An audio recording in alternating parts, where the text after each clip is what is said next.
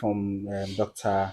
Sikan Ku from GIJ, Facebook was the most popular avenue for the spread of fake news information. Using Facebook as a means for the spread of such information normally comes at a relatively cheaper cost since most users are on Facebook anyway most of the time. However, this means that within the Ghanaian or African terrain, it is mostly people in the urban areas and who have good access to the internet who can perpetuate this phenomenon. Facebook as a means for the spread of fake news becomes relatively easier and dangerous because people are usually ideologically segregated on Facebook. This means that it is likely that people have friends who share their own beliefs and values. It is therefore unlikely that information spread or shared in this medium will be questioned since it already meets their personal beliefs and proclivities. Also, people may not necessarily have the time to go around verifying information that they see on Facebook.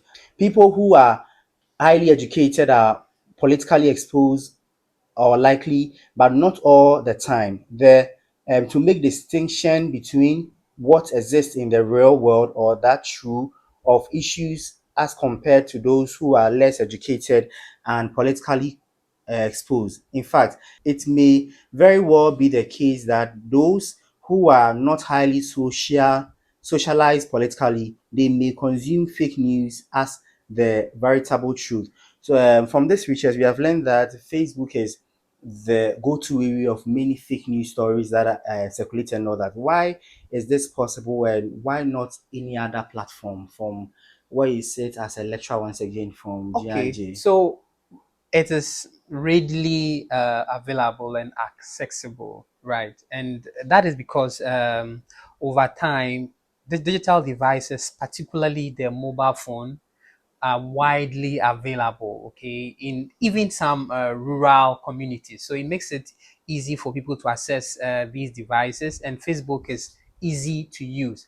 But what we are realizing is that a substantial amount of false information, fake news, disinformation is also circulating on closed social media platforms like WhatsApp and Telegram. The challenge with that is that because these are closed platforms encrypted from end to end, right? You don't Exactly. even know what is going on there. Okay, like it's not like Facebook where it is open and then I can measure and say, oh, okay, there's so much false information here, false information there.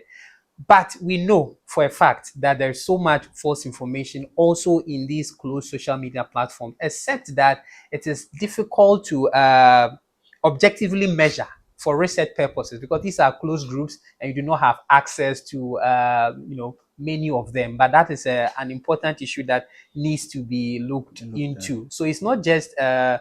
Facebook. In our environment, we will say Facebook, but in other environments, Twitter is more popular and they rely more on bots or software robots to tweet and retweet and create content in those environments, right? But my strong suspicion is that WhatsApp is on another, strong culprit for the sharing of false information, except that those are closed platforms, encrypted end to end.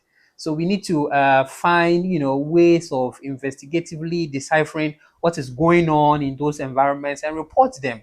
Because for the open platforms like Facebook and Twitter, the company owners like X and then Meta, they even fact check and then they point users to verified information. They can even add background information to the false information. But what about the closed platforms? No one even knows what is going on there to be able to fact check and point you to verified Representing the information.